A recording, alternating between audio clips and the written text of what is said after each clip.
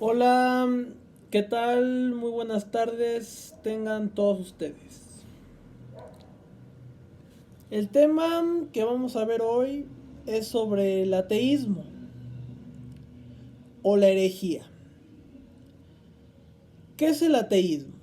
Viene de su raíz etimológica grecolatina a sin teus, religión. ¿Qué fue lo que ocurrió aquí? La juventud comenzó a cuestionarse conforme fueron creciendo qué es Dios, quién es, qué ha hecho por nosotros. Es un tema bastante polémico, porque si a un católico o creyente le dices que eres ateo, puedes ofenderlo, porque hay personas que sí son sumamente ortodoxas en este tema. Porque hay una frase muy hegemónica que dice que sin Dios estamos perdidos, pero los no creyentes afirman que para que nosotros podamos trascender o podamos estar en cierto punto en un nirvana o en un bienestar, tenemos que emplear el estoicismo. Es decir,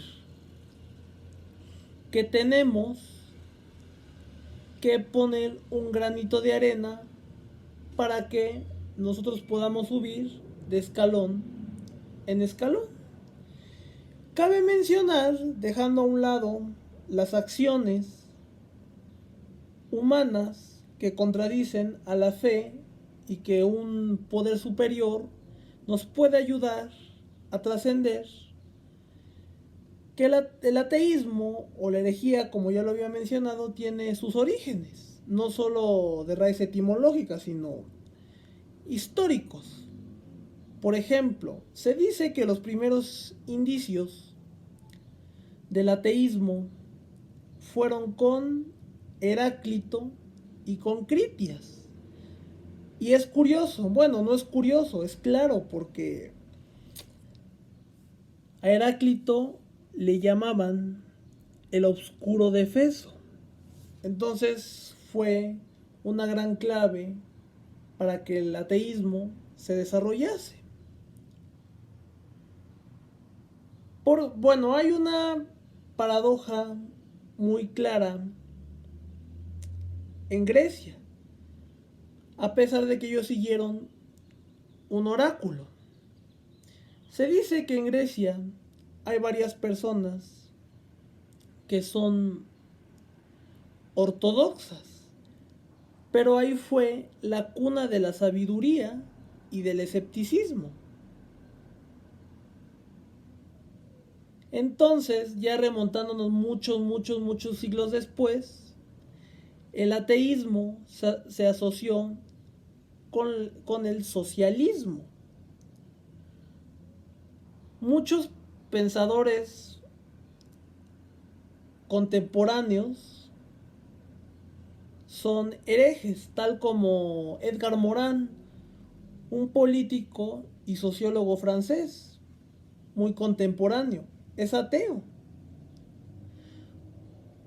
Y el ateo ha ascendido conforme han pasado las décadas en lo que va de este siglo y a finales del siglo pasado.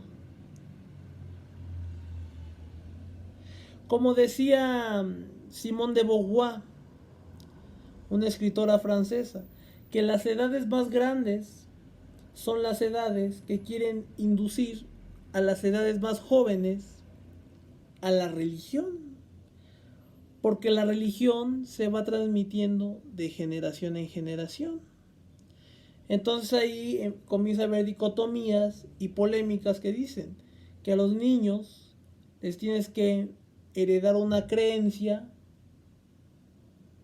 por cuestiones de ética, pero muchos dirían que no es ética, dirían que son patrones de conducta, como un estimulante de la fe, para que sientan paz consigo mismos.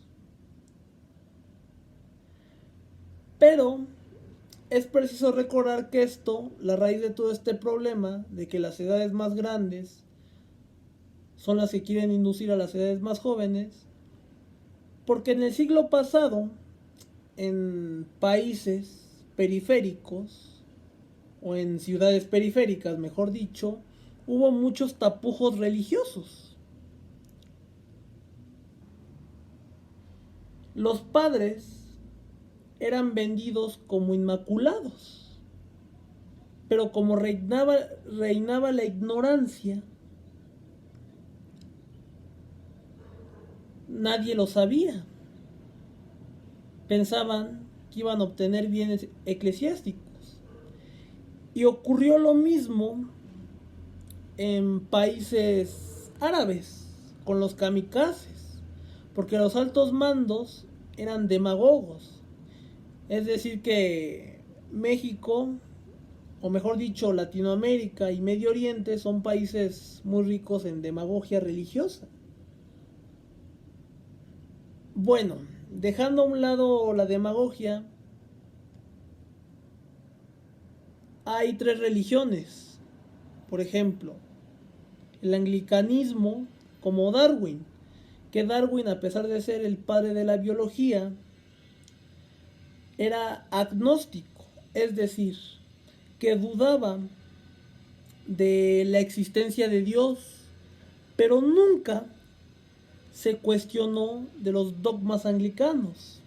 Por ejemplo, está la religión de Escocia, que es el plebisterianismo, que es una religión muy rígida, muy ortodoxa. Están los jesuitas, que ya no son tan ortodoxos, son, mejor dicho, heterodoxos, que ellos sí se pueden cuestionar de los dogmas religiosos. Es un tema muy amplio.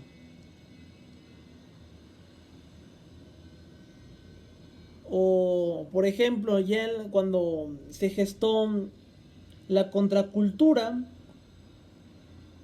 comenzó a existir la iconoclastía, cuando destruían imágenes de Dios, o hasta hacían sátira de ciertas imágenes eclesiásticas.